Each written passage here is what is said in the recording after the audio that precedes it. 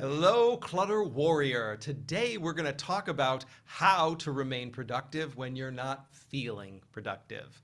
Look, this process of decluttering, of simplifying your life, is going to have ebbs and flows. And it is curious that often people will bring a bunch of story with them. And by story, they also bring a bucket of expectations for how long something is going to take, whether they're making good progress or not. And one of the things that you, dear listener, need to keep in mind is you are seldom capable of accurately evaluating your progress. Chances are you are going to over-expect yourself to do something in a window of time. It's going to be based on, again, probably unreasonable expectations of how long things take, how much energy you have, what you're focusing on, etc., etc. So it is much better for you to dismantle any expectations and typically just put your head down and do the work that's in front of you.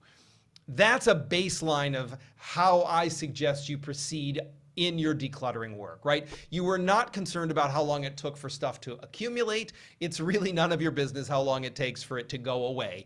I promise you, if you are diligent and consistent in your work, it will go away, and none of your business when that is finished. Now, some days you are going to feel like a fierce clutter warrior. You're on fire and you are ready to go and tackle the world, tackle your clutter. And there are other days when you are going to feel puny. And if you can just put your keys back in their home, if you can keep the sink clean and either do the dishes or put the dishes in the dishwasher, if you can make your bed, if you can get the dirty clothes into the hamper, and not have a pile of crap on your dining room table, that's a win.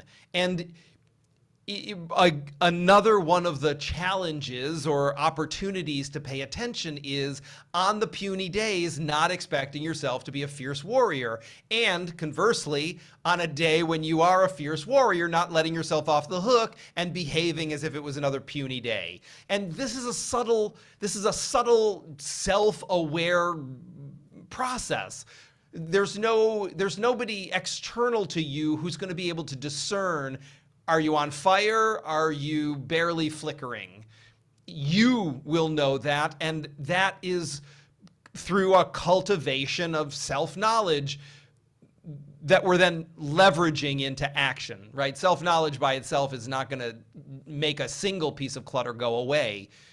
Self-knowledge used to inform how you're behaving and what you're doing is useful. And so the takeaway here, the thing that I want you to remember or hold on to or have the light bulb go on for you is any forward movement when you're feeling puny is still forward movement. If the keys get hung up or put in their dish, if the dishes get put in the dishwasher, if the bed gets made, you didn't make more clutter. There isn't more for you to do. So you're at least at neutral, right? We're holding steady.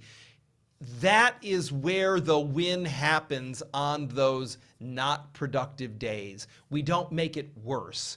And while that might sound like a booby prize or, you know, like a bridesmaid rather than a bride kind of delineation, it's important that you don't discount how significant it is, because I know that if you think back on historic puny days, you probably made more mess, right? If you were feeling crappy, you probably did leave things wherever you dropped them and kept moving.